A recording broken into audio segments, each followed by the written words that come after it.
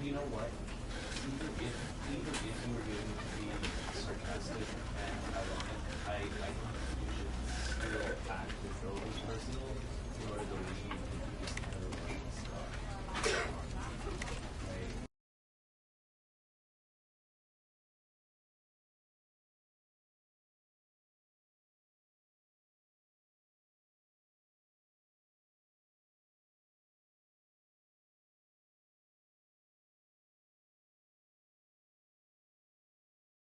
This is the story of a man named Stanley. Stanley worked for a company in a big building where he was employee number 427. Employee number 427's job was simple.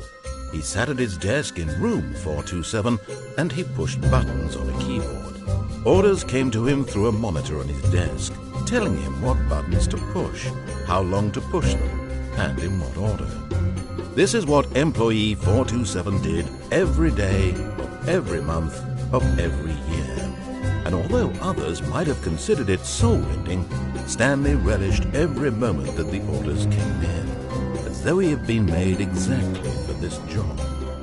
And Stanley was happy. And then one day, something very peculiar happened. Something that would forever change Stanley. Something he would never quite forget.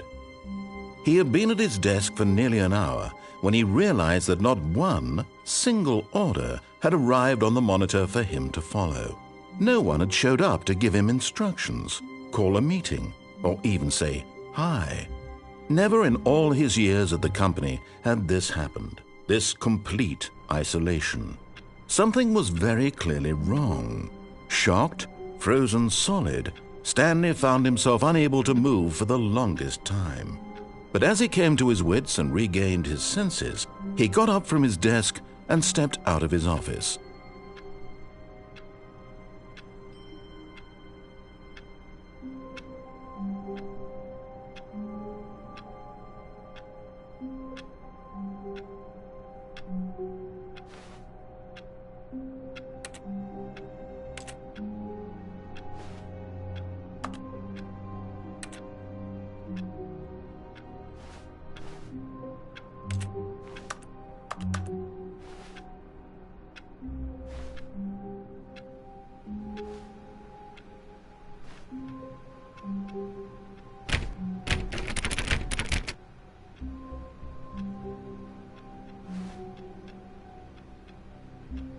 All of his co-workers were gone. What could it mean? Stanley decided to go to the meeting room. Perhaps he had simply missed a memo. No matter how hard Stanley looked, he couldn't find a trace of his co-workers.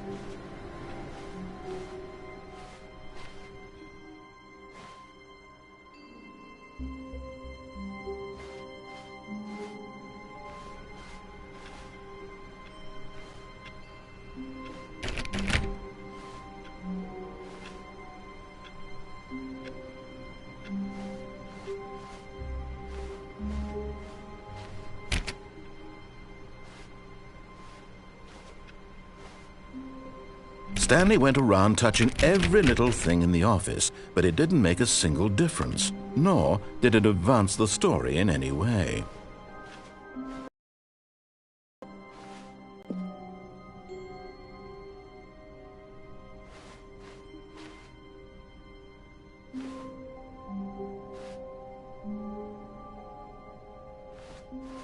When Stanley came to a set of 2 open doors, he entered the door on his left.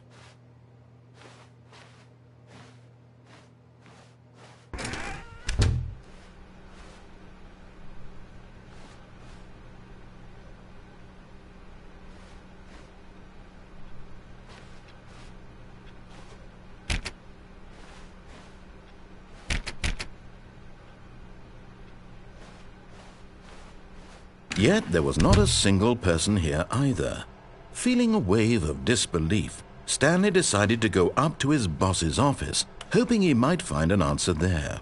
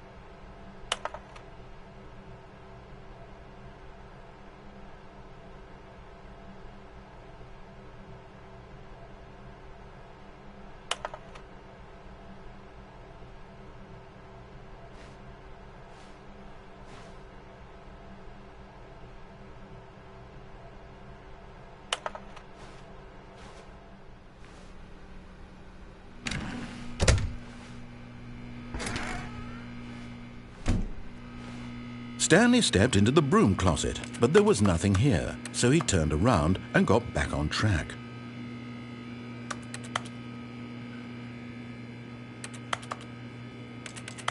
There was nothing here.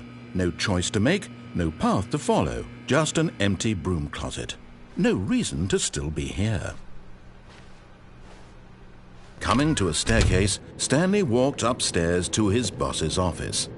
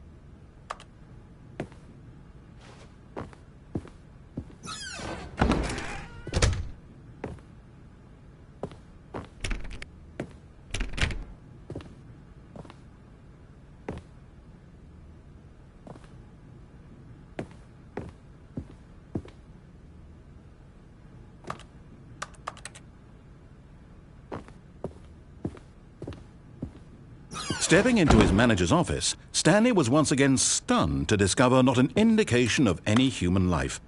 Shocked, unraveled, Stanley wondered in disbelief who orchestrated this. What dark secret was being held from him? What he could not have known was that the keypad behind the boss's desk guarded the terrible truth that his boss had been keeping from him. And so the boss had assigned it an extra secret PIN number, 2845.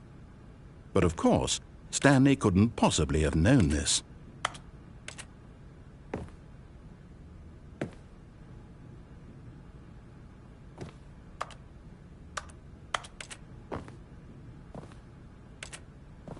Stanley just sat around twiddling his thumbs.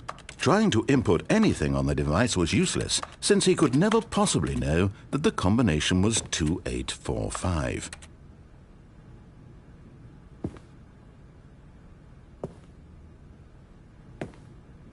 "2845.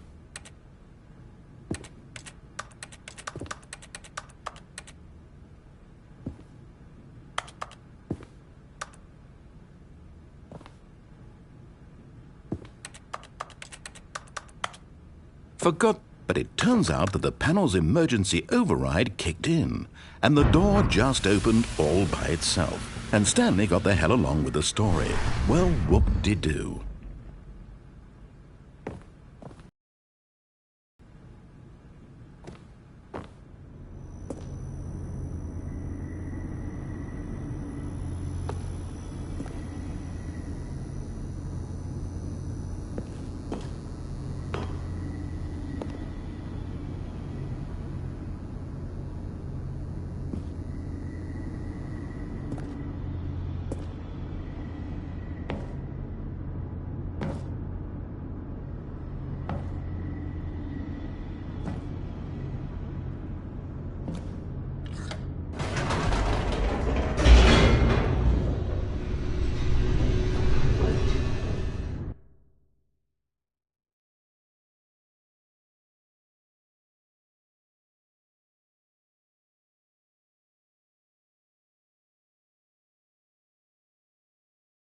Descending deeper into the building, Stanley realized he felt a bit peculiar. It was a stirring of emotion in his chest, as though he felt more free to think for himself, to question the nature of his job. Why did he feel this now, when for years it had never occurred to him? This question would not go unanswered for long.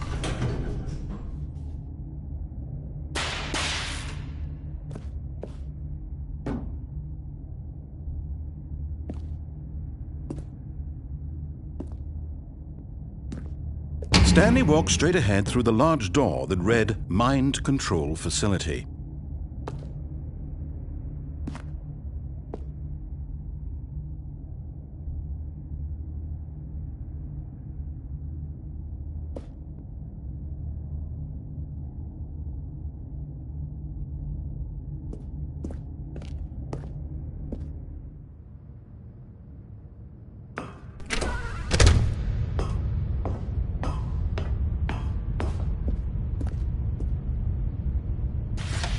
The lights rose on an enormous room packed with television screens.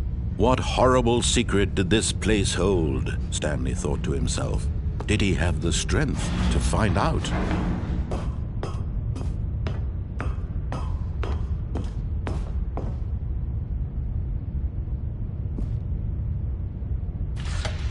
Now the monitors jumped to life, their true nature revealed. Each bore the number of an employee in the building. Stanley's co-workers, the lives of so many individuals reduced to images on a screen, and Stanley, one of them, eternally monitored in this place where freedom meant nothing.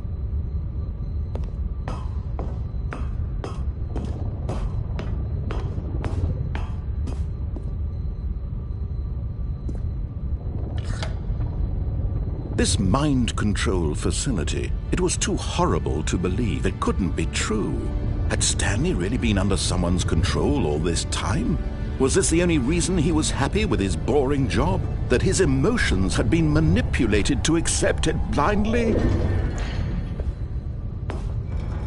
No, he refused to believe it. He couldn't accept it. His own life in someone else's control? Never! It was unthinkable, wasn't it? Was it even possible?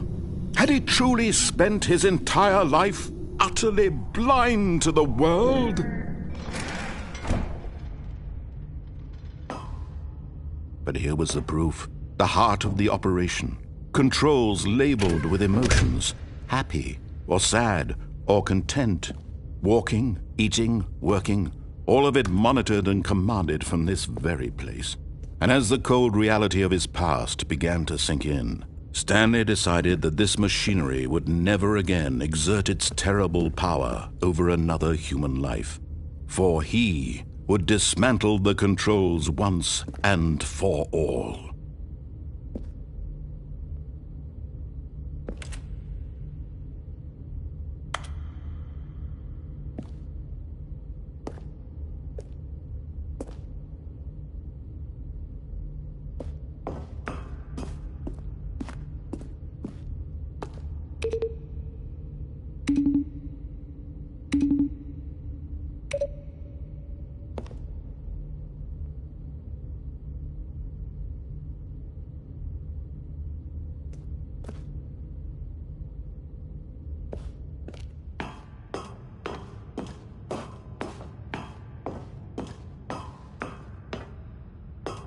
And when at last he found the source of the room's power, he knew it was his duty, his obligation, to put an end to this horrible place.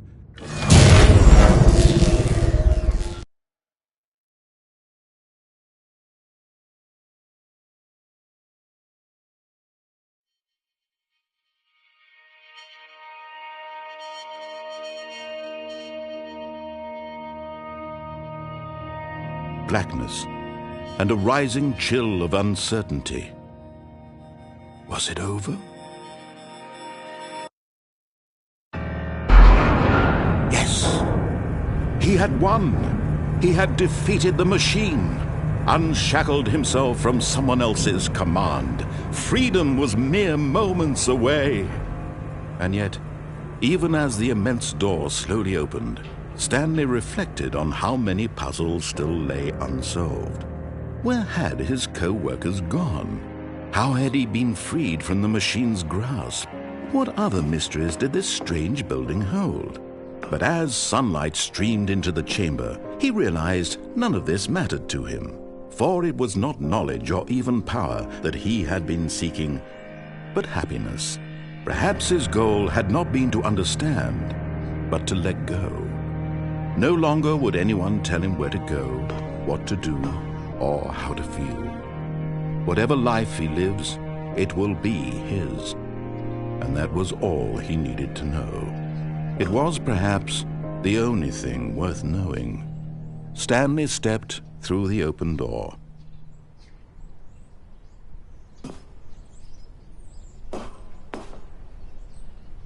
Stanley felt the cool breeze upon his skin, the feeling of liberation, the immense possibility of the new path before him.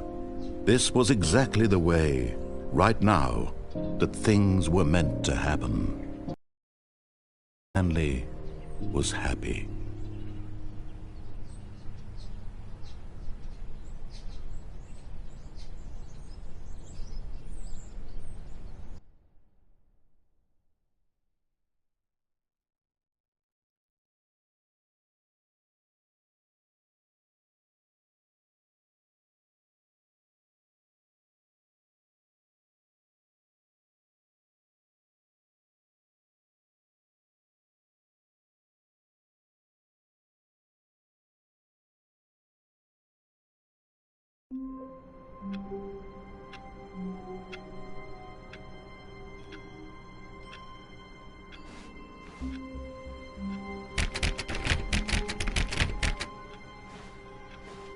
All of his co-workers were gone.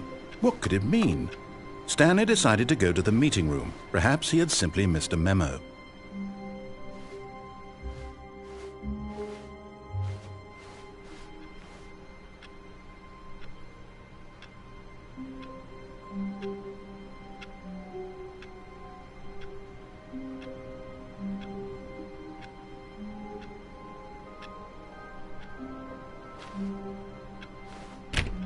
Stanley went around touching every little thing in the office, but it didn't make a single difference, nor did it advance the story in any way.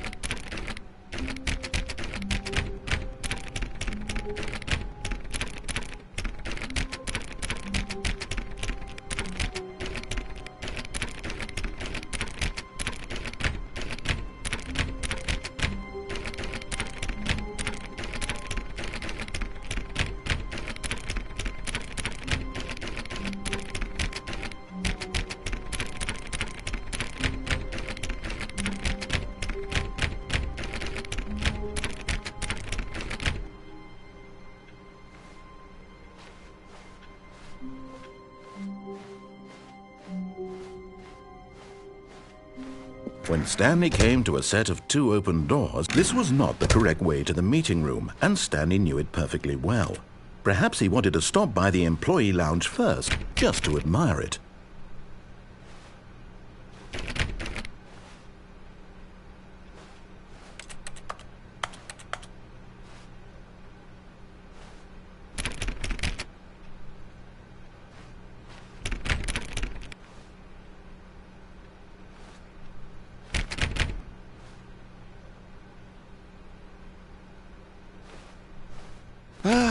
Yes, truly a room worth admiring. It had really been worth the detour after all, just to spend a few moments here in this immaculate, beautifully constructed room. Stanley simply stood here, drinking it all in.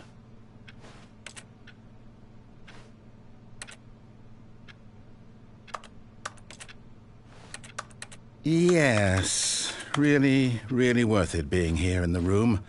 A room so utterly captivating that even though all your co-workers have mysteriously vanished, here you sit looking at these chairs and some paintings. Really worth it. But eager to get back to business, Stanley took the first open door on his left.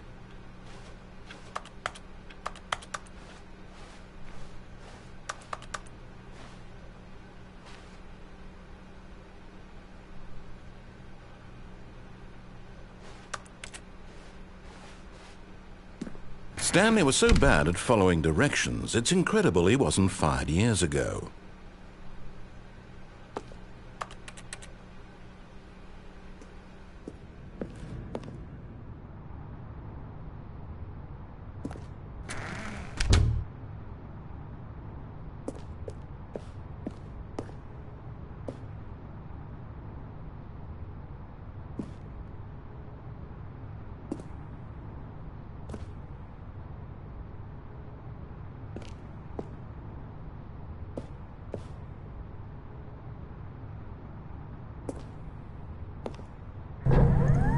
Look, Stanley, I think perhaps we've gotten off on the wrong foot here. I'm not your enemy, really, I'm not. I realize that investing your trust in someone else can be difficult, but the fact is that the story has been about nothing but you all the time. What? Really? I was in the middle of something. Do you have zero consideration for others? Are you that convinced that I want something bad to happen to you? Why, I don't know how to convince you of this, but I really do want to help you, to show you something beautiful. Look, let me prove it. Let me prove that I'm on your side. Give me a chance.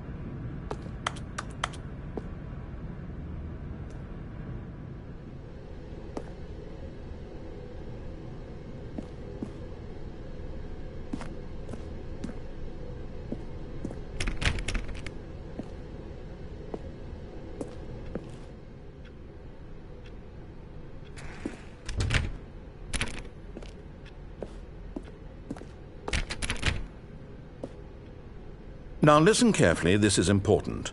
Stanley walked through the red door.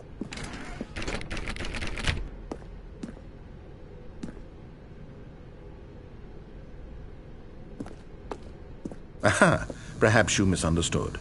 Stanley walked through the red door. I still don't think we're communicating properly. Stanley walked through the red door. All right, fine, go ahead, Stanley. You want to know so badly what's out there? You want to find out what lies at the end of this road you've chosen? Well, don't let me stop you.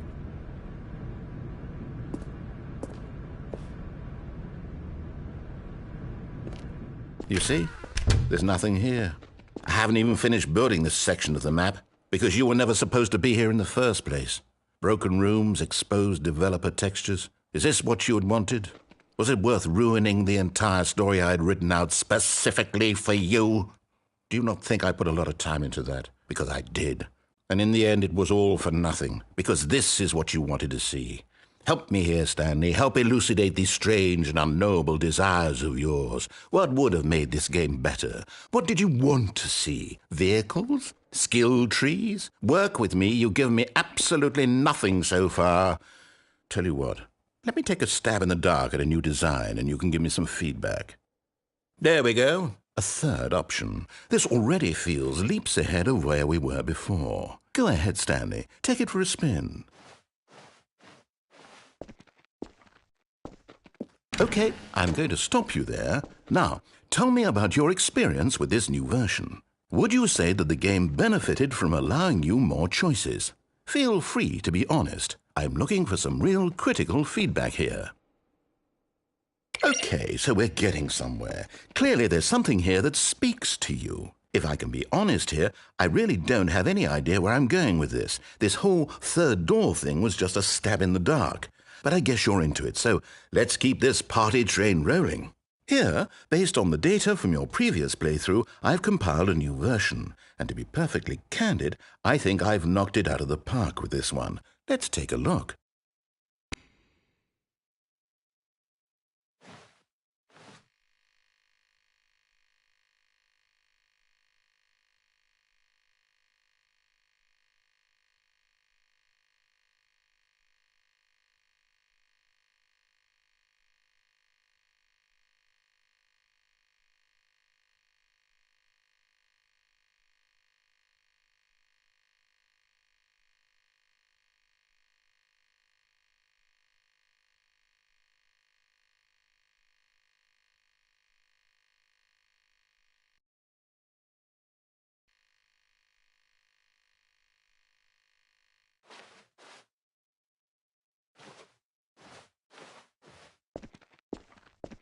Now, would you say that competitive leaderboard helped you feel motivated to keep walking through doors? Again, honest answers, please.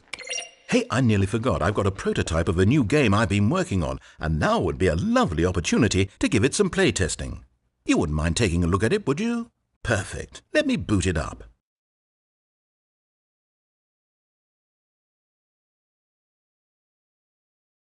In this game, the baby crawls left towards danger. You click the button to move him back to the right, and if he reaches the fire, you fail. It's a very meaningful game, all about the desperation and tedium of endlessly confronting the demands of family life. I think the art world will really take notice. But of course, the message of the game only becomes clear once you've been playing it for about 4 hours. So why don't you give it 4 hours of play to make sure it's effective? Be sure to keep notes on your experience.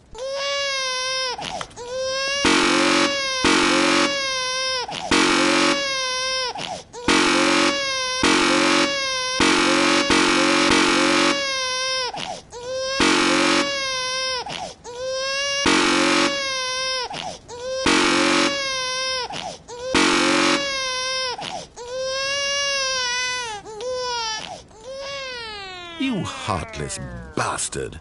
Did you do it because you hate babies or purely to spite me? Because if it's the latter, well, I don't know what to do. I'm completely out of ideas. I can't think of a single thing that might improve the experience for me. I'm not even going to try. I'm out, I'm done. It's over. Thank you for playing. Your input was extremely valuable. Oh, hey, since my game was so awful, why don't we play someone else's game, just to ease the pain? Let's see. What do we have here? Yes, this seems like it'll work. Let's give it a shot.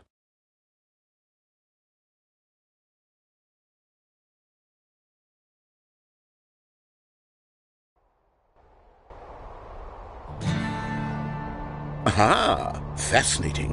What do you think this game is about, Stanley? What's our backstory? What is our motivation? Well, it seems obvious to me that you are meant to play as a creepy man spying on innocent civilians below you from up high in your creep tower, perhaps for some sort of twisted erotic purpose. Yes, that must be it. What a fascinating venture into the experience of total mental depravity. So far, I love everything about this game, Stanley. And it seems there's even more. Come, let's venture outward and see what else is out there.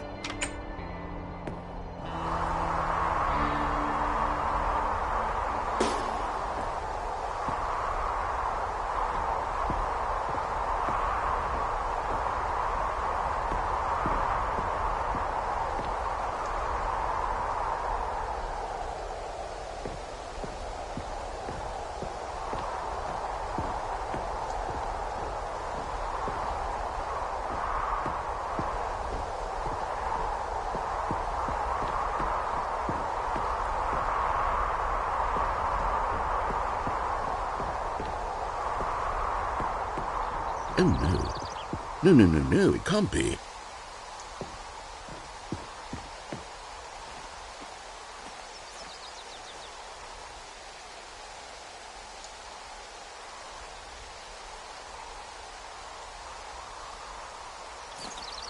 It is.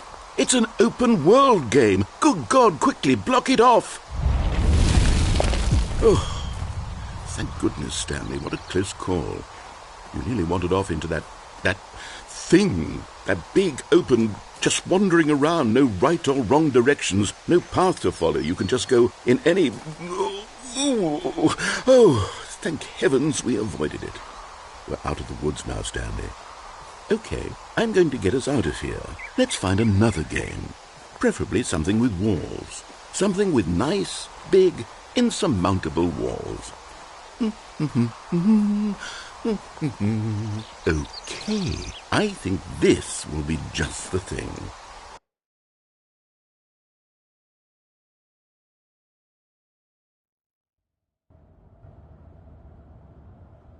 Wonderful. See, this is exactly what I had in mind. Just a nice big box for you to run around in. There isn't any possibility that you could get lost here. Now this... Stanley, if you manage to get lost in this game, I will be phenomenally impressed. Okay, so what exactly do we do here? Let's see. There are lots of cars here in the back, but obviously there's no racetrack. Okay, I'm seeing that there's a ball of some kind back here. Is this game sports ball? Stanley, I think it's sports ball. Oh, what fun.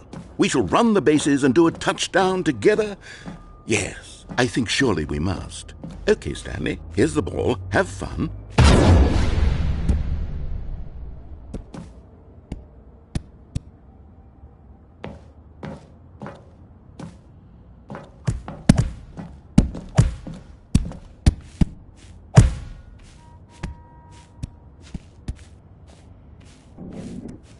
Are you doing it?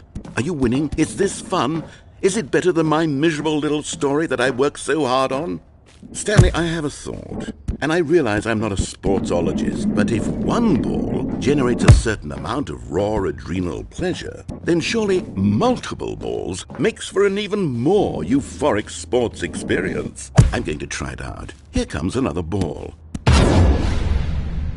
Yes! Oh goodness, that really does feel amazing, doesn't it? Stanley, I'm like a child in a confectionery shop. I simply have to have more. I'm insatiable. More balls!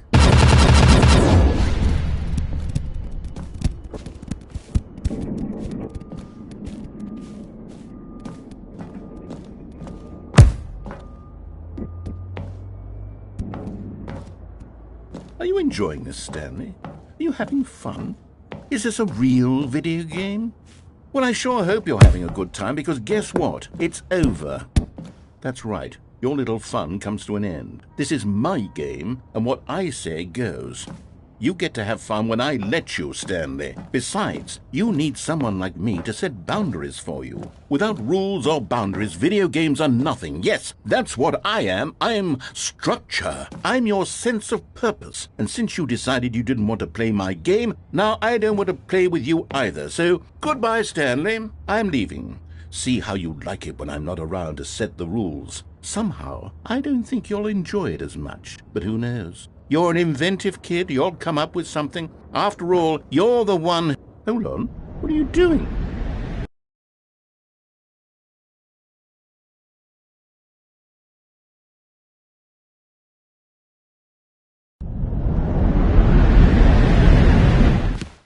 Stanley, don't do that. I can't follow you there. I can't help you. How will you write a story without me? You can't do it. You know that. Stanley, come back.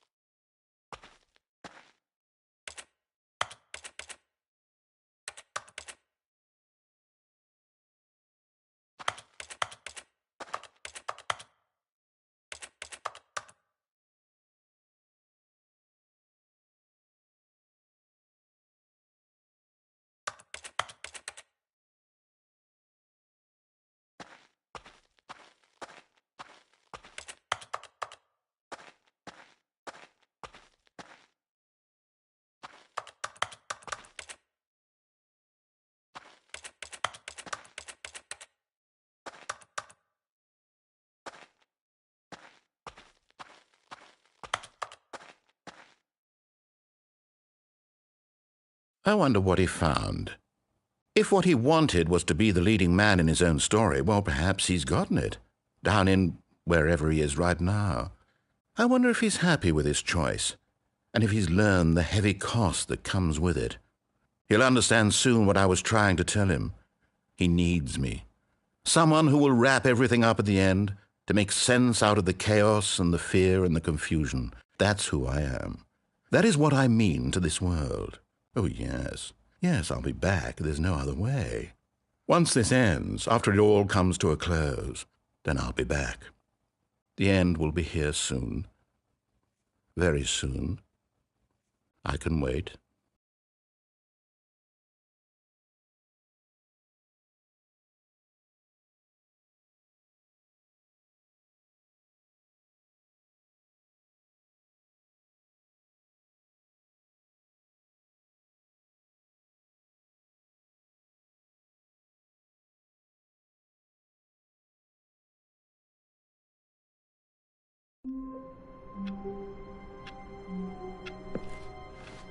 All of his co-workers were gone.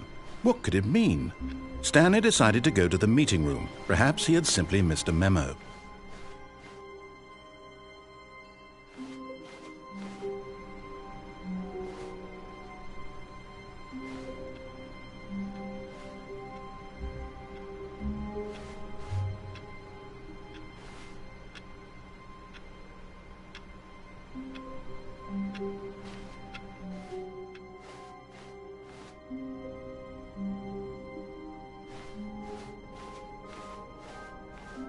When Stanley came to a set of 2 open doors, he entered the door on his left.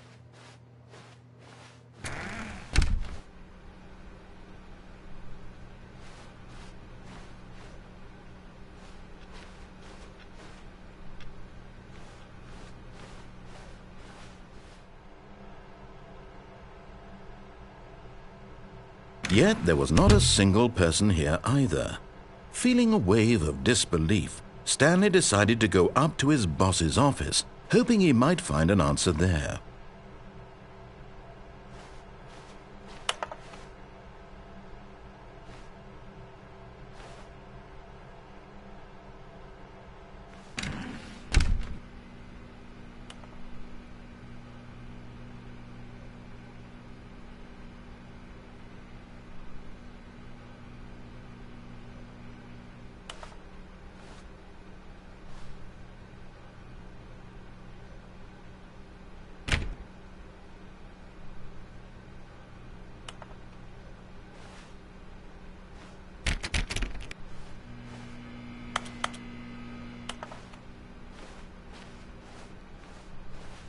Coming to a staircase, Stanley walked upstairs to his boss's office.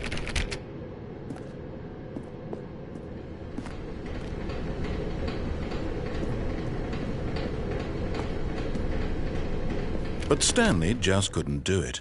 He considered the possibility of facing his boss. Admitting he had left his post during work hours, he might be fired for that. And in such a competitive economy, why had he taken that risk? All because he believed everyone had vanished? His boss would think he was crazy. And then something occurred to Stanley. Maybe, he thought to himself, maybe I am crazy. All of my co-workers blinking mysteriously out of existence in a single moment for no reason at all? None of it made any logical sense. And as Stanley pondered this, he began to make other strange observations. For example, why couldn't he see his feet when he looked down? Why did doors close automatically behind him wherever he went? And for that matter, these rooms were starting to look pretty familiar. Were they simply repeating? No, Stanley said to himself, this is all too strange. This can't be real. And at last, he came to the conclusion that had been on the tip of his tongue. He just hadn't found the words for it. "I'm dreaming!" he yelled. "This is all a dream." Oh, what a relief Stanley felt to have finally found an answer, an explanation. His co-workers weren't actually gone. He wasn't going to lose his job. He wasn't crazy after all. And he thought to himself, I suppose I'll wake up soon. I'll have to go back to my boring real-life job pushing buttons. I may as well enjoy this while I'm still lucid. So, He imagined himself flying and began to gently float above the ground. Then he imagined himself soaring through space on a magical starfield, and it too appeared. It was so much fun, and Stanley marveled that he had still not woken up.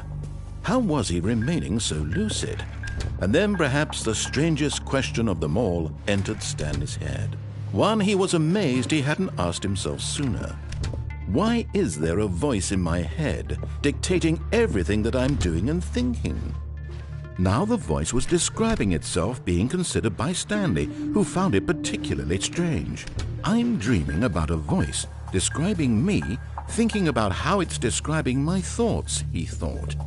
And while he thought it all very odd and wondered if this voice spoke to all people in their dreams, the truth was that, of course, this was not a dream. How could it be? Was Stanley simply deceiving himself, believing that if he's asleep, he doesn't have to take responsibility for himself? Stanley is as awake right now as he's ever been in his life. Now, hearing the voice speak these words was quite a shock to Stanley. After all, he knew for certain, beyond a doubt, that this was in fact a dream. Did the voice not see him float and make the magical stars just a moment ago? How else would the voice explain all that? This voice was a part of himself too. Surely, if he could just... He would prove it.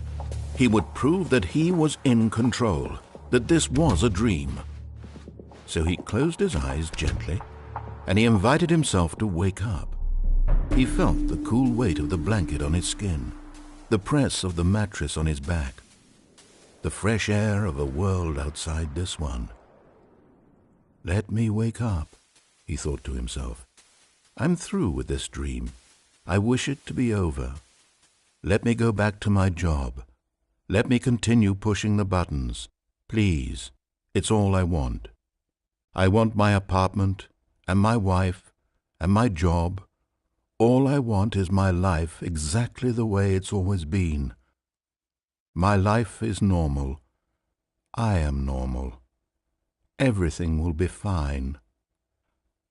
I am okay.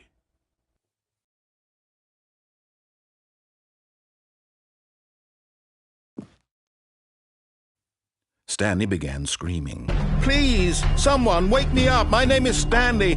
I have a boss. I have an office. I am real. Please, just someone tell me I am real. I must be real. I must be. Can anyone hear my voice? Who am I? Who am I? And everything went black.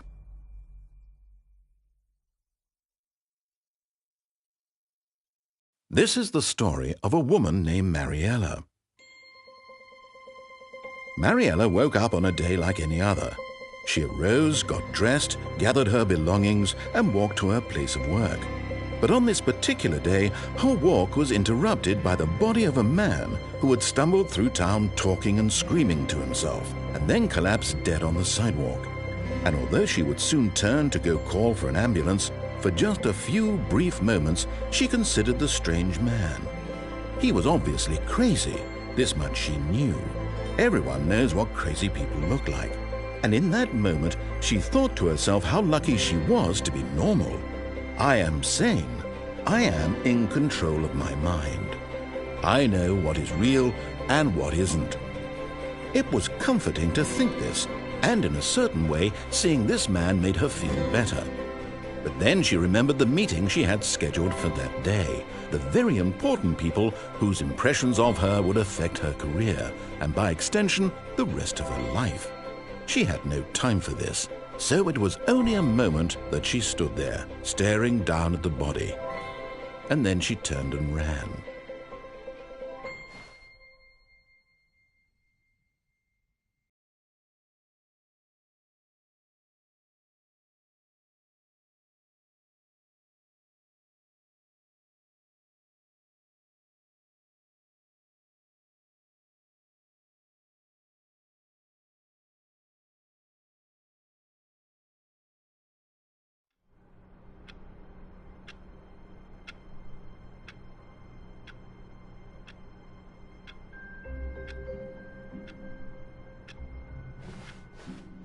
All of his co-workers were gone. What could it mean? Stanley decided to go to the meeting room. Perhaps he had simply missed a memo.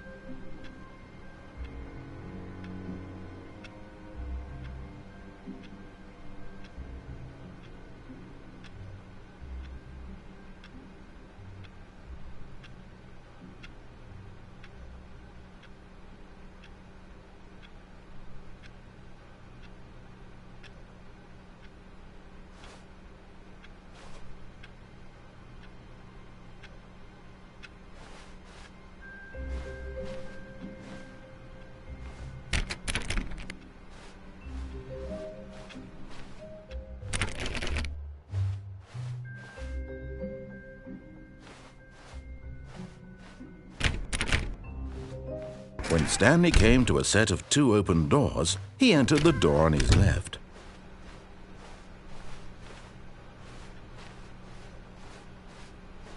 Yet there was not a single person here either.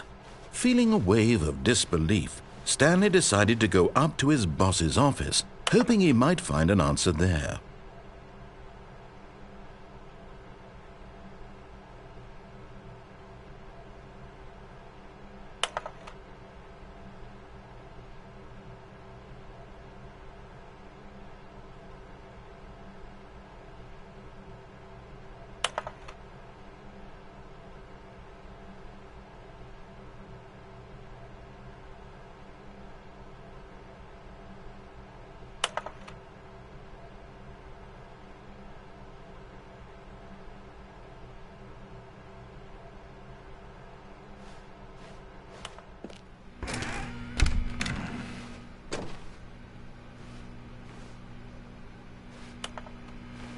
Oh, no, no, not again. I won't be part of this. I'm not going to encourage you. I'm not going to say anything at all. I'm just going to be patient and wait for you to finish whatever it is you enjoy doing so much in this room. Please take your time.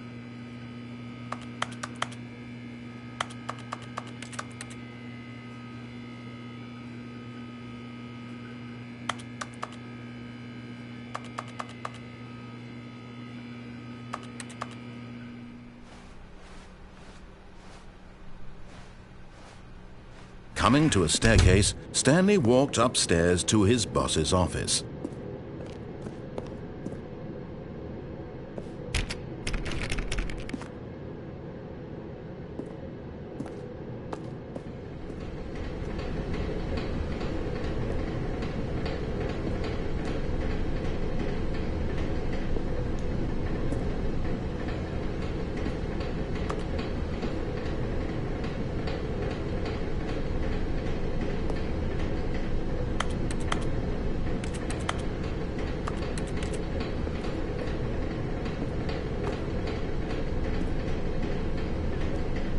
But Stanley just couldn't do it.